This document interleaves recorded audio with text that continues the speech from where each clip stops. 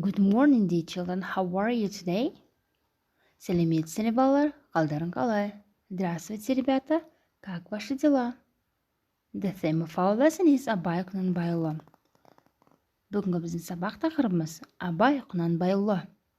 Тема нашего урока называется Abai Kunanbaiuli. Speaking. Let's answer these questions. What do you know about Abai Kunanbaiuli?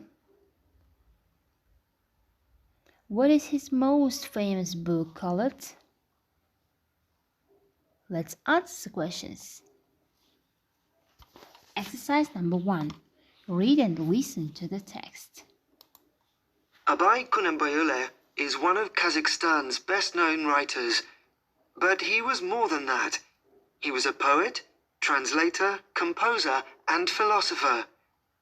He was born near Semipalatinsk in the Chingiz Mountains in 1845, at a time when literature was becoming an important art form across the world. For his secondary education, he went to a religious school where he studied Oriental classical literature.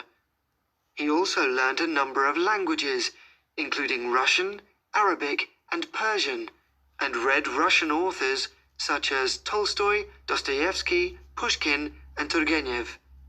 However, he left school when his father decided to train him to take over his role leading the local community and to become head of the family. Although he accepted this role to begin with, it didn't interest him, and when he was 28, he decided he wanted to study literature instead. Abai had a number of talents. He started writing poems when he was only 12, but at first he did not sign them in his own name. In fact, the first poem he wrote in his own name was Summer, when he was 31. Like many of his poems, it was about Kazakhstan and its people. Abai also translated a number of poems from some of the great European poets, such as Goethe, Byron, and Pushkin, the Russian poet. His translation of Eugene Onegin was one of 50 classic Russian works of literature he translated into Kazakh. Before Abai, stories were passed on by one person telling others. There were no books of Kazakh stories, but Abai changed that, and as a result, people often call him the founder of Kazakh literature. However, his most famous work, The Book of Words, is not a fictional story, but a book of his philosophical thoughts about Kazakh life, how people should behave, and what makes a wise man or woman. Because of this book, and because of the role he played in the lives of his people, people remember him as a spiritual leader in Kazakhstan. Exercise number 2. Read and listen to the text again.